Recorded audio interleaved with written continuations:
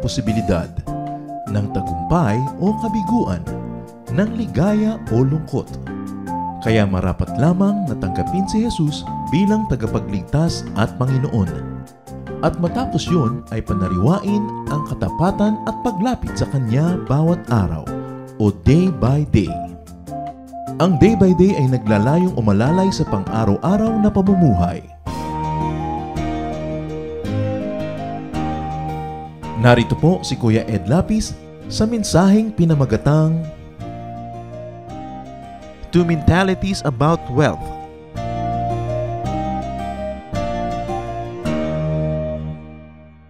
John 10:10, Jesus says, "The thief comes only to steal and kill and destroy.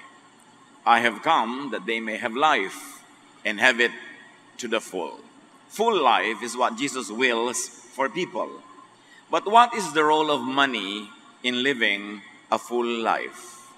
Two mentalities about wealth. Dear Lord, we thank you that you are wealthy, that you are kind, good, and generous. Forgive us our sins, cleanse us, O God, and now teach us, guide us, lead us. In the name of Jesus, your Son, we pray with thanksgiving.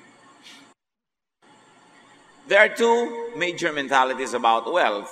At yun ay tawagin natin na mayaman and mahirap mentalities. At ang pag-uusapan natin ay hindi mayaman at mahirap na tao, kundi mayaman at mahirap na pag-iisip. So check your mentality kung pang mayaman o pang mahirap. Mahirap mentality says money is the root of all evil. Minamasama ng mahirap mentality ang pera. To the mahirap mentality, wealth is bad.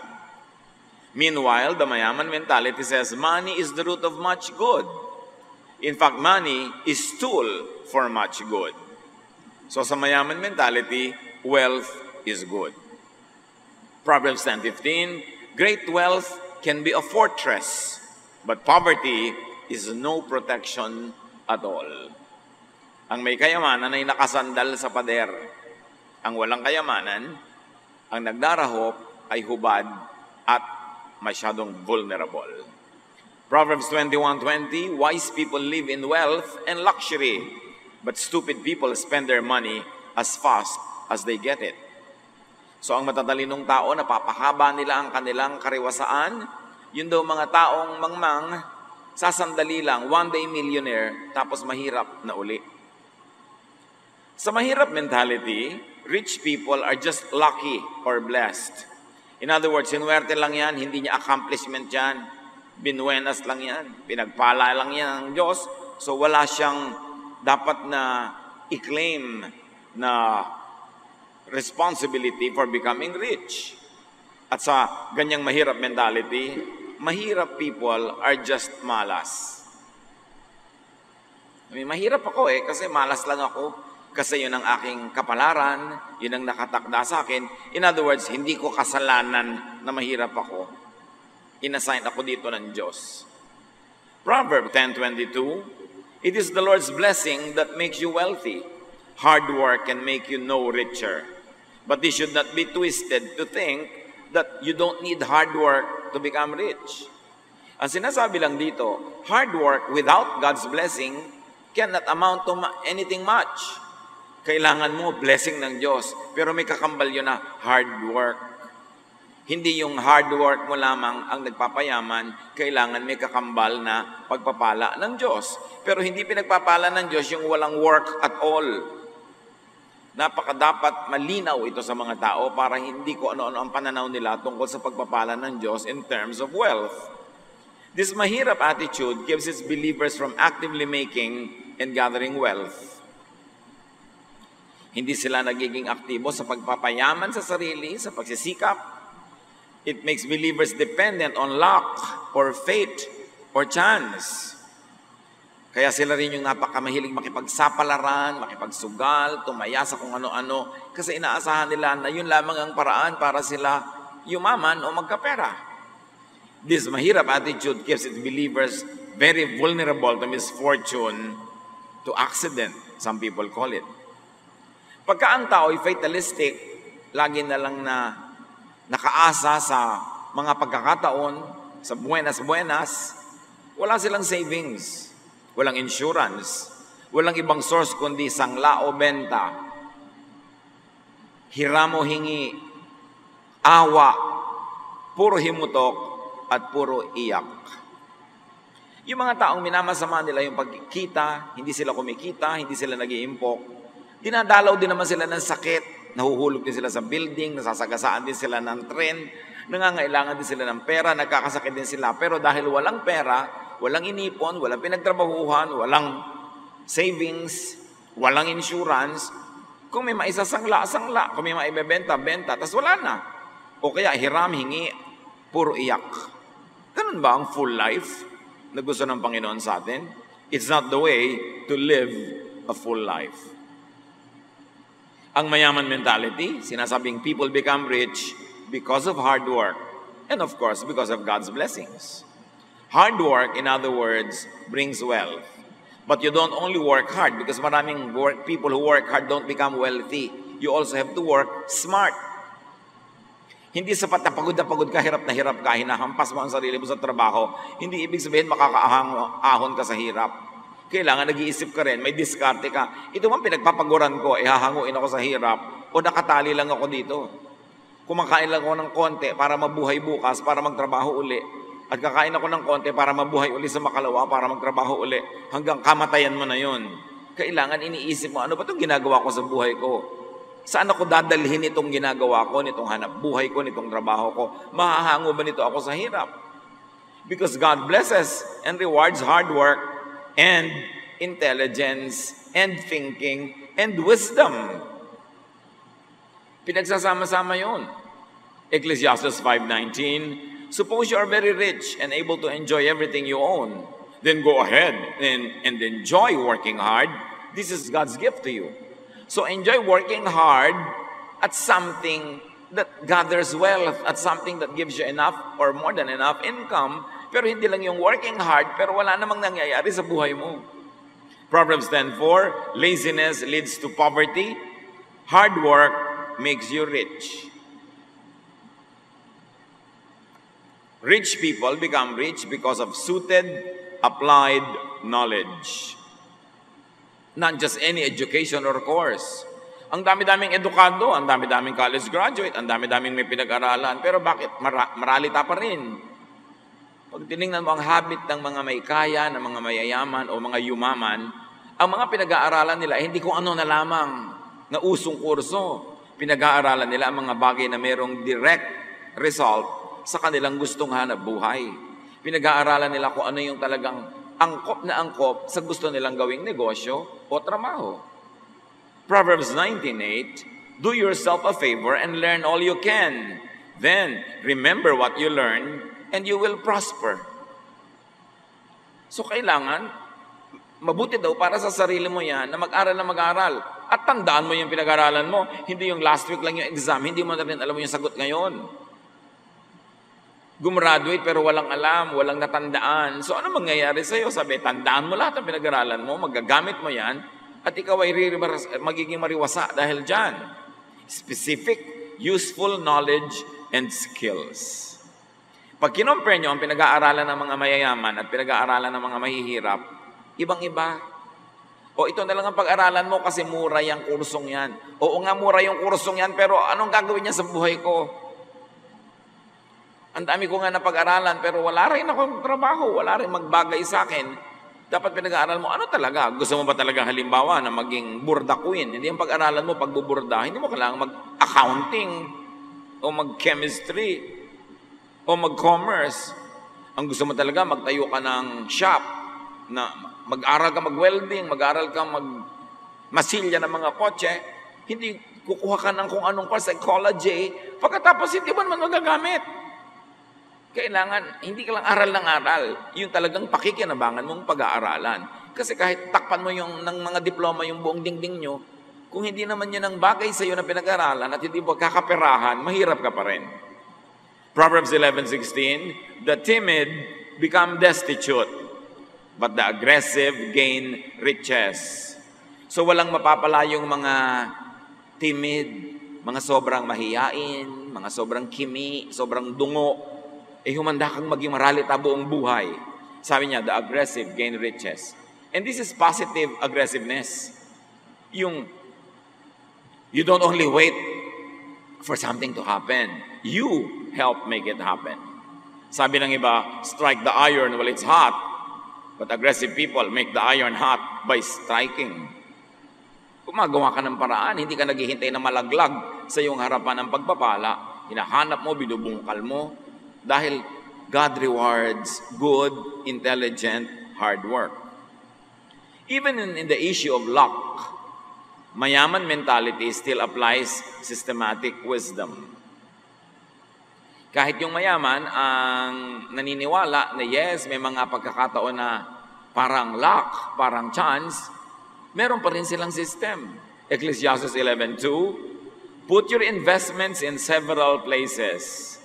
Many places even, because you never know what kind of bad luck you are going to have in this world. So huwag mo daw ilalagay sa isa lamang ang lahat ng investment mo kasi hindi mo alam kung yun ba ang pagpapalain, yun ba ang bubuenasin, yun ba yung mamalasin, hindi mo alam. Kaya ang mga mayaman na nga, sila pa yung may insurance, sila pa yung may mga savings, sila yung may placements. Pero hindi lahat ng mayaman na ipinanganak na mayaman. Maraming mayaman, hindi pinanganak na mayaman. So bakit sila yumaman? Hindi dahil mayaman sila, kundi dahil meron silang mayaman mentality. Yung takbo ng utak nila, papayaman, patungo sa pagyaman, at siguradong yayaman kasi ganun sila mag-isip. Kaya pag-iisip ang mahalaga nating i-review. Paano ka mag-isip? Ang pag-iisip mo ba ay pang mahirap? Pupunta ka sa kahirapan? Kahit mayaman ka na nga nung ipinanganak? O pang mayaman dahil papunta ka sa kayamanan kahit na ipinanganak ka mahirap. Paano kung ipinanganak ka ng mayaman tapos pang mayaman pa yung iniisip mo? Ang pag-iisip. Kaya may mga pamilya na hinehenerasyon, daan-daang taon, sila pa rin yung nagwawagi sa paraan ng pag-iisip. Hindi sa laman ng bulsa pag ipinanganak ka. Hindi sa laman ng bulsa nung lumalaki ka. Kasi maraming walang kapera-pera nung araw. Sila na ngayon may-ari ng Pilipinas. Sa pag-iisip. Sa mahirap mentality, rich people are dishonest or bad. Yumaman niya kasi makunat, kasi masamang tao, kasi business is business, wala man lang pakisama. Maganon. Maraming mga mahihirap na tao, masama ang pagtingin sa mayaman. Pag mayaman ka, masama ka. Wala kang kwentang tao. Tapos, sasabihin pa, bahay may palasyo, kung nakataray kuwago, mabuti pa ang kubo ko kung nakataray tao. Ako. Yung pagpapasaya sa sarili dahil nasa kubo. Akala mo naman walang dishonest at bad na poor. Akala mo naman mayayaman lang ang masamang tao. Akala mo naman napakasado at anghel ng lahat ng mga maralita. Ang mahirap mentality, sa kanila righteousness is pure simplicity. Dapat kung napaka-righteous mo, simpleng-simple ka lang, Spartan lifestyle. But Proverbs 15:6 says, the house of the righteous contains great treasures. Ang tahanan daw ng matuwid ay maraming lamang kayamanan. So hindi minamasama ng Biblia ang maraming lamang kayamanan ng bahay mo. Basta righteous ka at napapayaman mo ang sarili mo sa righteous ways. Ang mayaman mentality, rich people are good. Or at least rich people are good at what they do. So rich people are blessed with riches. Proverbs 14:24, wise people are rewarded with wealth, but fools are known by their foolishness, meaning they end up poor. Pag wise ka daw talaga, you will be rewarded with wealth. Kayo mga naggagaling-galingan, ang laki-laki ng pagtingin sa sarili, ang yabang-yabang na siya ay napaka-wise, may pera ka ba? Kasi sabi, kung wise ka, you will be rewarded with wealth. So ano ba ang klaseng wisdom meron ka? Wisdom na pangyabang o wisdom na pang para kumita? To produce wealth, to create wealth. Kasi sabi, you will be rewarded with wealth. Wealth is a reward, not a punishment. Ecclesiastes 2:10, sabi ni Solomon na ubod ng yaman, anything I wanted, I got. I did not deny myself any pleasure. I was proud of everything I had worked for, and all this was my reward. Sabi, bakit? Pinaghirapan ko naman. Kinita ko ito. So sabi ko noon, ang gusto ko, binili ko, kinuha ko, naging akin. Hindi ko pinagkaitan ng aking sarili ng anumang mga kasiyahan sa buhay. Bakit? Pinagtrabahuhan ko naman. Sabi nitong si Solomon, na itong ganitong kind of thinking ay minamasama ng Greek philosophy. Sa Greek philosophy kasi, which had a very strong impact on Jewish culture as well, yung parang masama ang katawan, ang mabuti lang ang espiritu, masama ang sarap, layaw at ginhawa, ang masarap lang yung pagdurusa, yun lang ang tama. That is Greek philosophy that influenced even many people in the churches, in the Christian churches. But that is not a Jesus idea. It is really a Greek idea that influenced many people in Israel. Ecclesiastes 2:10, I got whatever I wanted and did whatever made me happy. But most of all, sabi niya, I enjoyed my work. Do you enjoy your work? If not, you need to be wealthy. You need to have more money so you can do what you want to do that you will enjoy. Wealth gives freedom to enjoy and be happy even with one's work.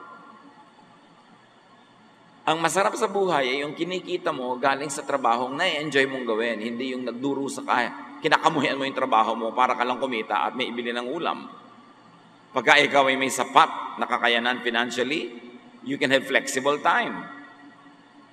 You can have flexible focus and priority, and you will have fulfillment.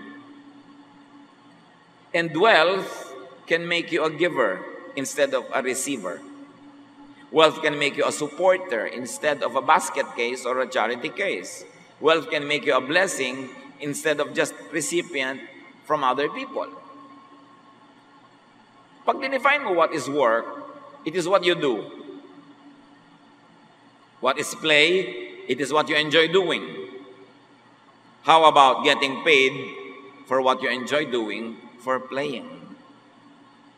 Ang tao, aasenso, magiging maluwag, masagana, kung ang ginagawa niya ay gusto niya talaga, mahal niya, bagay sa kanya, tama sa gifting sa kanya ng Diyos. Kaya huwag ka lang basta magkatrabaho.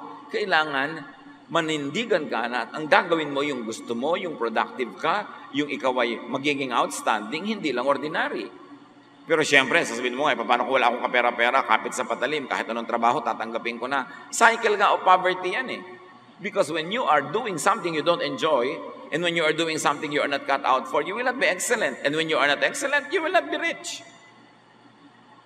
Kaya kailangan mag-isip ka, paano ako kakawala dito sa paikot-ikot na buhay na dahil wala akong pera, nagigipit ako, tinatanggap ko kahit ano na lang trabaho, at dahil kahit ano na lang, hindi tuloy ka nagiging maluwag, hindi tuloy ako umaasenso, kaya tatanggapin ko na lang lalo kahit ano na ipagawa sa akin, paikot-ikot hanggang kamatayan na. Kailangang tumalon palabas sa ganong cycle. Doing what is right for you, doing what is best for you, brings wealth. Because wealth is in excellence, not in mediocrity. At hindi naman ibig sabihin na kailangang pera ka nung isinilang ka. Tulad nga ng binanggit natin, napakaraming isinilang na walang-wala. Pero dahil sa patuloy, tuloy-tuloy, consistent na hard work, wisdom, at blessing ng Diyos, pag pinagsama-sama mo, nakakawala sila sa cycle of poverty. At syempre, ang number one kalaban ng poverty, katamaran, or mediocrity, or pagiging kontento sa, okay na yan, pwede na yan, kontento na sa ganun na lang. Proverbs 24:33-34, sleep a little, doze a little, fold your hands and twiddle your thumbs. Suddenly, poverty hits you and everything is gone. Pagpa-relax-relax, pabanjing-banjing, masarap-sarap, biglang magigising ka isang araw, hubad ka na, sobra ka ng mahirap. Laziness leads to poverty. Sinosolve ng mga tao lagi, bakit maraming mahirap sa Pilipinas? Kasi maraming pamilya sa Pilipinas, ang daming member na tamad. Umaasa lang sa isa o dalawang masipag. Ang daming nakahingi, nakaasa, nakasahod. Kaya maraming poverty. Isa lang yun. Marami pa siyempre ibang dahilan. But poverty could actually be the result of laziness. Meron naman hindi lazy pero poor pa rin. Kailangan iba hanapin anong dahilan. Masipag na nga ako, but poor pa rin ako. So, Am I full of wisdom? Am I doing the right thing? Yung bagay sa akin? Ano pa ang kulang? Masipag naman ako. Poverty could actually be the result of accepting it as a fate, as inevitable. Pag tinanggap mong ganyan lang talaga ang buhay, ito na ang aking kapalaran, wala akong magagawa, yan ang mga kanta ng mga hindi aasenso. Hindi mo dapat sinasabing ganyan lang talaga ang buhay, dapat sabihin mong, dapat hindi ganyan ang buhay. Kasi sabi ni Jesus, I came that you might have life and have it to the full. Ba't hindi ako full? Dapat hindi ganito. Dapat mong sasabihin, wala tayong magagawa. Dapat sabihin mo, ano bang magagawa natin at gawin natin? Ganyan lang talaga yan. Dapat sabihin mo, hindi dapat ganyan yan. Poverty could actually be the result of no plan to overcome it. Puro wish, but no definite plan. Lahat naman na naghihirap, inaasam nila na sila ay giginhawa. Pero may plano ba kung paano giginhawa? O pangarap lamang? Wish lang. Iba ang wish, ibang plan. Pag may plan, may definite steps kang gagawin to get out of it. Because when you fail to plan, you plan to fail. Even in a financial way.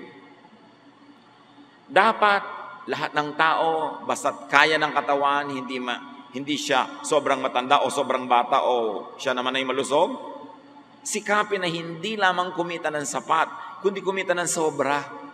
Para imbes tayo pa ang binibigyan, tayo naman ang nagbibigay. Dapat tayong umiwas sa maging maralita because poverty could make you a burden to others. Pag hindi mo kinikita ang kakainin mo, aasa ka sa iba na pakainin ka. Pag hindi mo kinikita ang pampagamot mo, pampaaral mo, pampasarap mo sa buhay, pambakasyon mo, pambili mo ng load, pambili mo ng cellphone, iaasa mo yun sa iba.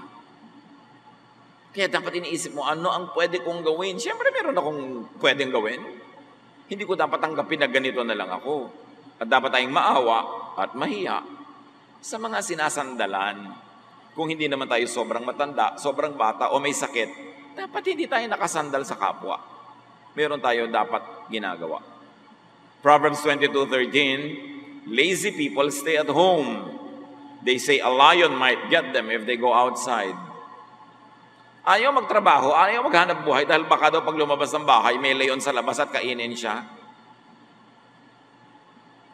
Lazy people invent all kinds of excuses to not work. Mag-a-apply sa trabaho, pagkatapos pag natanggap na, laging late. Laging absent. Pag napagkatiwalaan, kukupitin yung stapler ng opisina, iuwi. Pagka naging procurement officer, kukupitan yung kumpanya. Pagka may mga bandi-bandi clock, iba pag ang taga-bandi sa kanya. O kaya magbabandi clock. Pag nakabandi clock na, bigla ang bagal-bagal na maglakad. Nung mag-i-in, nagtatatakbo, parang Darna. Ang bilis.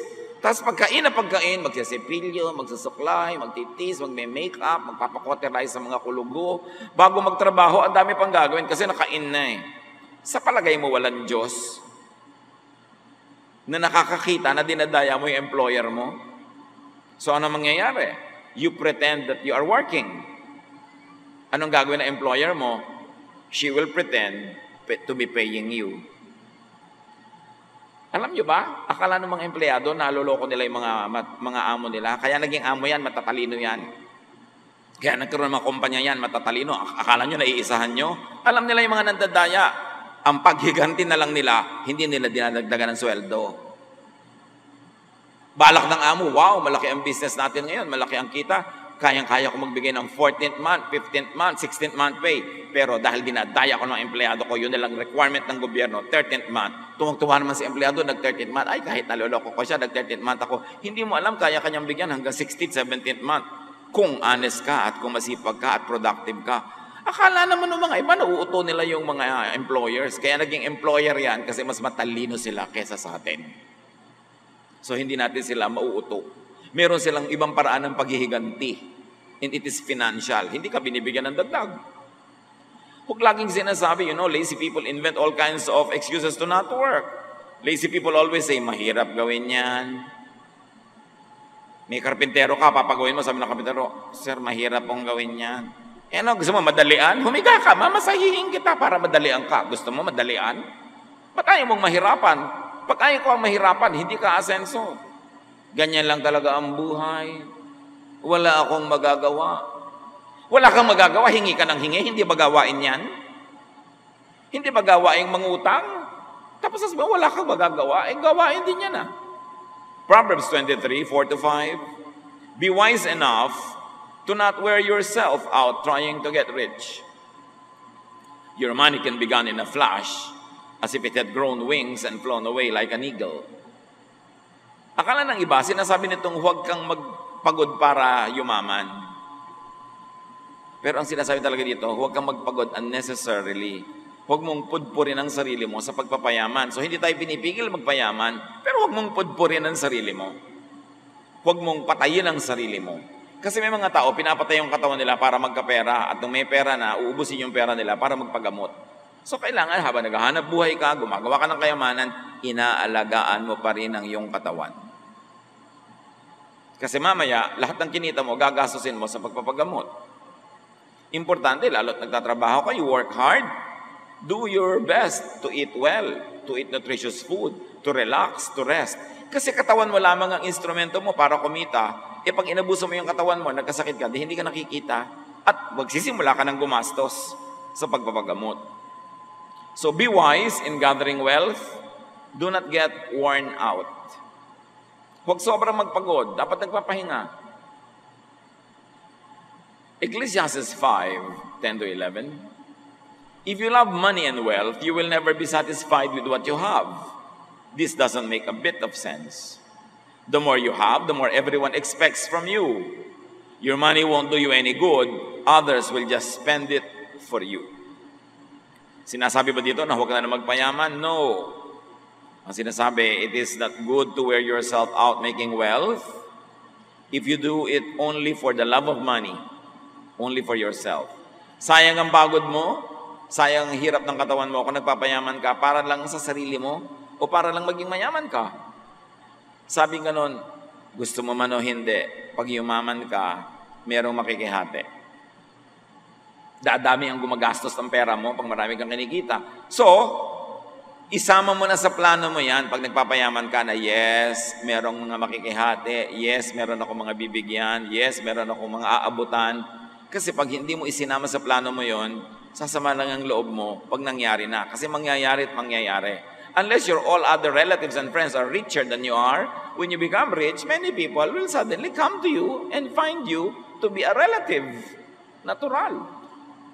And if you do not want to share with others, do not make more than what you need.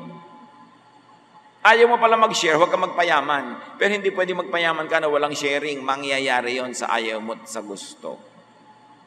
So para hindi ka nalang mabigo, hindi ka disenchant and ma-disappoint, kung gusto mo magpayaman, gusto mo gumawa ng kayamanan, tanggapin mo na pag dumami ito, maraming makikishare. O kaya, magpayaman ka para marami ka mabigyan. Yung sabi mo, naku, may mga kapatid ako nasakitin, magpapayaman nga ako dahil darating ang panahon, magkakasakit ang mga ito.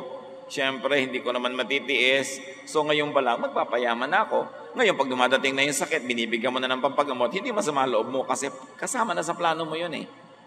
At yun ang mga plano pinagpapala ng Diyos, hindi lang para sa sarili, kundi para ka maging giver.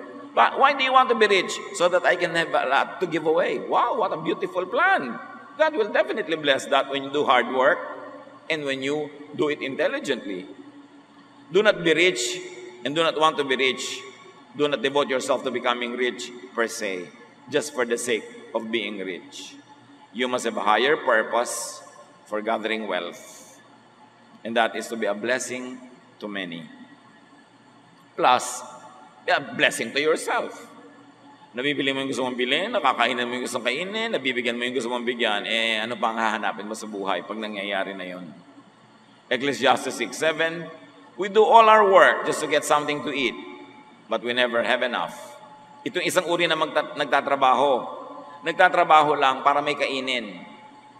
Para lang mabuhay. Pero sabi, pag ganyan lang ang pananaw mo, nagtatrabaho ka lang just to have something to eat, you will never have enough. You have to produce more than what you need. Because if you work just to have enough, you will never have enough. Dapat may plano kang malaki. Huwag yung, magkano gusto mong kitain ngayon? Pag naka-boundary ako, uwi na ako. Ganun naman ang mga sinasabi ng mga nagdadrive ng mga tricycle, ng mga jeep. Yung tindera, ba't nagsasara ka na ang aga pa? Kumita na ako eh. Dapat kumita ka ng marami. Kasi pag kumikita ka ngayon, samantalahin mo kasi may mga araw na walang kita. So, kailangan kung kumikita ka, mas dagdagan mo pa. Hindi yung tama na yan, magre-relax na ako kasi kumita na ako. Yung pagka nabubuhay ka para lang kitain yung kailangan mo today, yun ang tinatawag na isang kahig, isang tuka. Bihira na tayo kasi makakita ngayon ng mga manok na kumakahig sa lupa. Pag nakikita natin yung manok ngayon, nasa nasa shelves ng supermarket.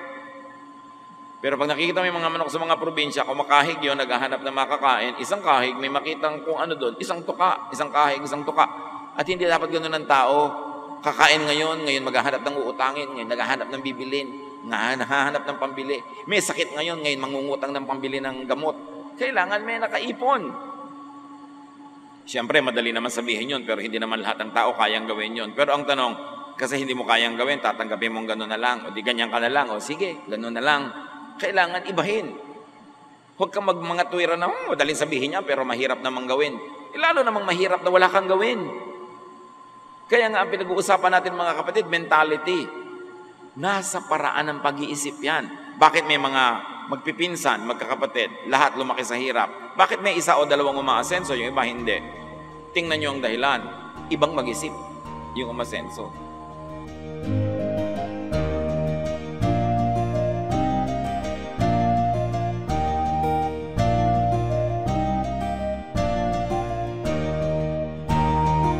Ang inyo pong narinig ay ang unang bahagi. Ang ikalawang bahagi ay maririnig sa susunod na pagsasahimpapawid ng programang Day by Day.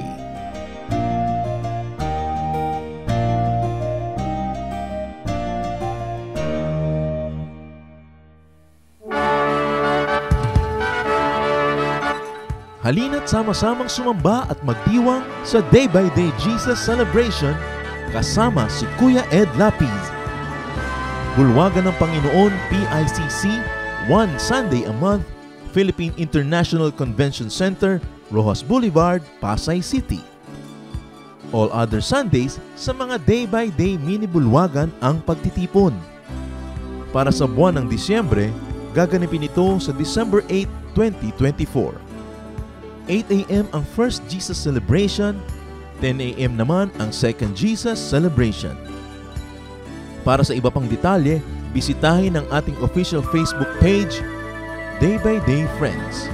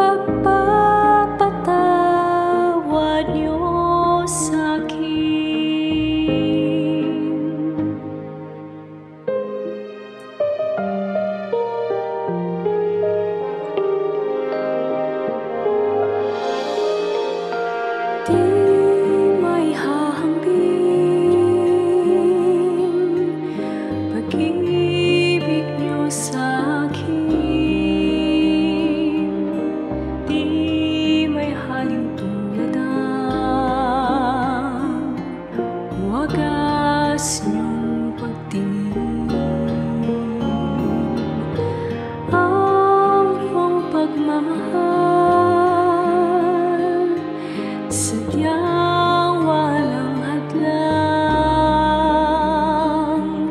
wala sa kalagayanan, katayuan,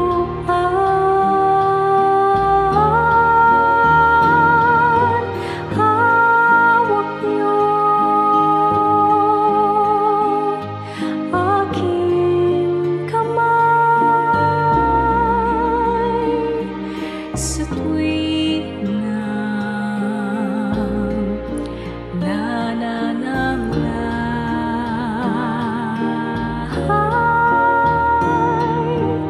at sa tuwing magkamali,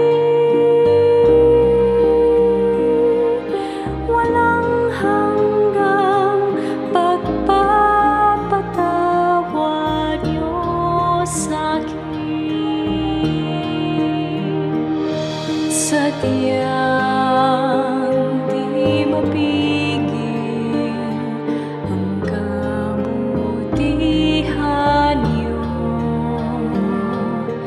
kahit tumigil pag-ikot ng mundo. Sa'king kahinaan, di magbabago,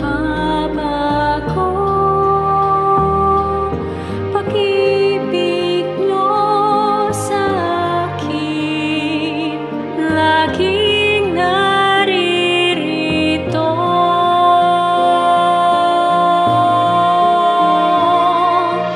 Hawak niyo aking kamay sa tuwing nananamlay,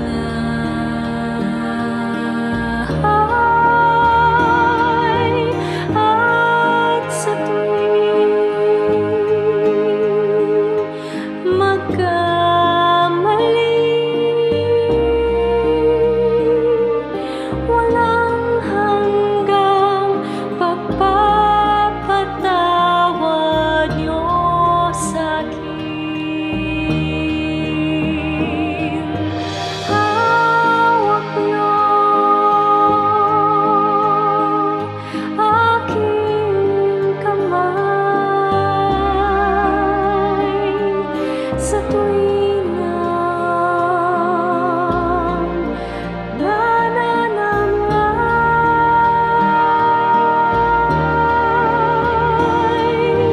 at sa tuwing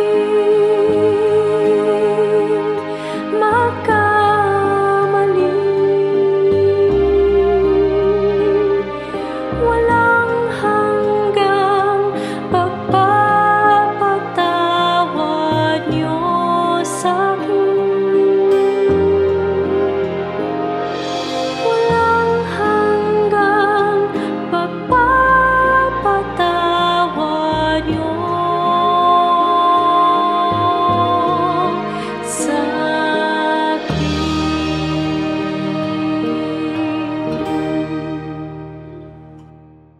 Maraming kayamanan ang ating bayan, maraming hiyas ang ating lahi na dapat makilala at pahalagahan.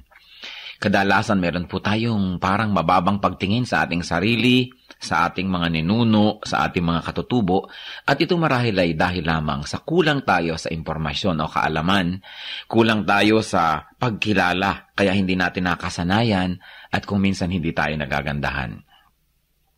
Maraming kayamanan ang lahing Pilipino. Dapat na makilala, dapat itanyag, at dapat lang na magamit sa pagsamba sa ating Panginoon tulad din ng lahat ng mga larangan ng mga artes ng ating bayan. Isa na dito, na kayamanan ng bayan ang ulalim. Ang ulalim ay isang epikong paawit ng mga Kalinga. Anang kano de ulalime susu tatong si anang kinang nakuha nakampot ko. Ang ulalim ay isang mahabang awit o epiko na nagsasalaysay ng mga pakikipagsapalaran ni Banna, ang bayani ng epiko, at ang kanyang panliligaw kay Laggunawa. Ito ay maririnig sa gabi, sa mga masasayang pagtitipon tulad ng budong, o kaya sa mga tahanan bilang pang-aliw at pagkwento sa mga bata ng kasaysayan ng lahi. Siyan nan isumin ginaka. Awet kad nang ngayon nyo kanda. Ang ulalim ay binubuo ng mararaming kabanata na naglalahad ng katapangan, katalinuhan, kagitingan at kakisigan ng bayani. Ang ulalim ay tulad lamang ng maraming mga epiko ng Pilipinas. Ilan na dito ang Biyag ni Lamang, Darangin, Ambahan at marami pang iba. Hanang kano ditong alipos kulit tong yat pwedong isu. At ang ulalim ay inaawit. Ang awit ay isang paraan ng pagkanta. Kadalasan sinasabi natin, umawit ka, ibig sabihin kumanta. Ang awit ay isang uri ng pagkanta na parang pakwento na hinahagod ang mga tunog na parang pasyon. Ang pasyon ay isang awit. At ito ay isang napakatandang uri ng musika sa Pilipinas. Magpahanggang ngayon ang mga makabagong mga awit o musikerong Pilipino kapag sila lumilikha ng mga tunog, kahit hindi nila sinasadya, sila ay napapaawit, humahagod, at ang pag-uri ng pagkanta ay kumukulot-kulot ang mga letra na paraan ng pag-awit ng mga katutubong Pilipino.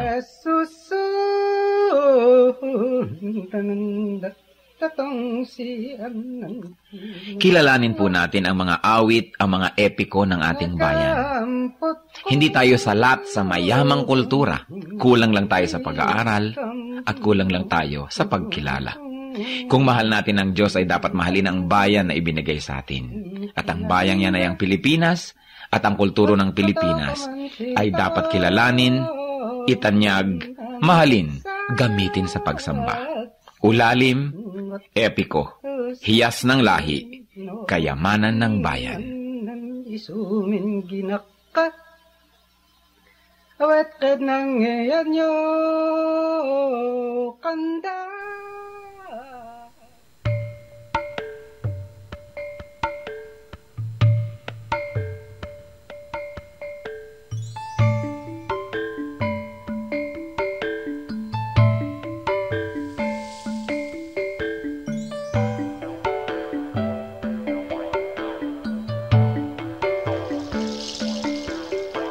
Sa aking paglalakbay sa buhay na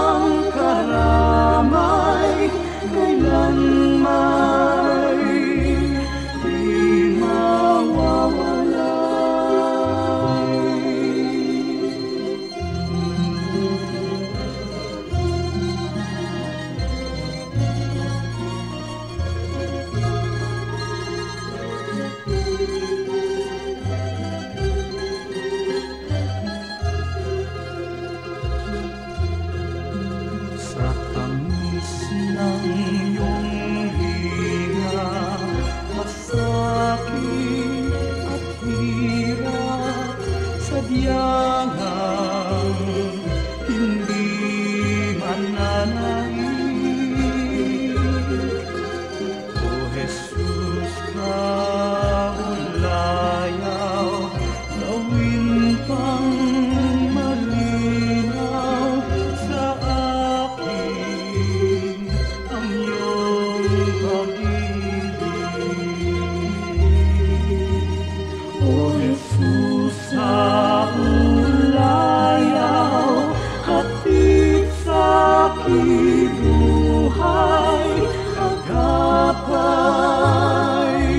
sa paglalakbay. Kaibigan kang tunay, tagliang karamay, kailanman di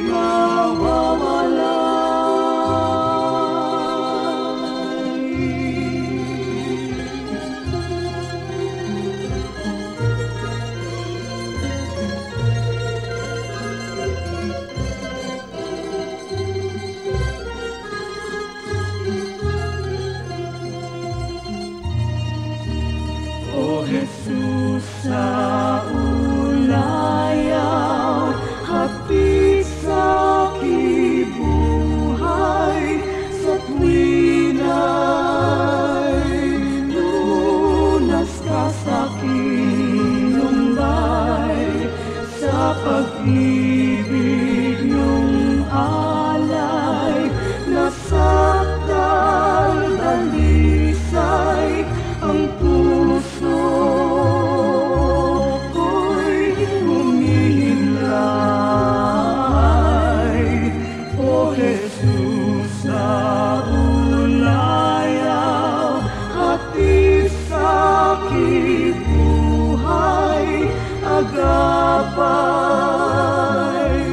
sa paglalakbay. Kaibigan kang tunay, tagliang karamay, kailanman di mawawala.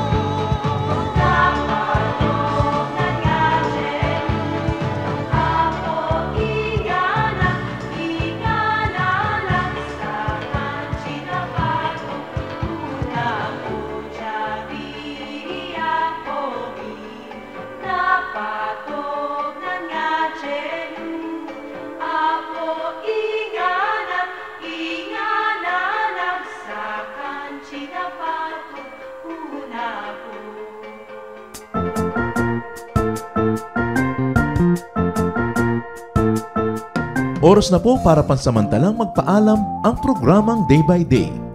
Tayo po'y magsama-sama tuwing ika-6 hanggang ika-7 ng umaga, araw-araw. Magandang umaga po at mabuhay ang Panginoong Hesus!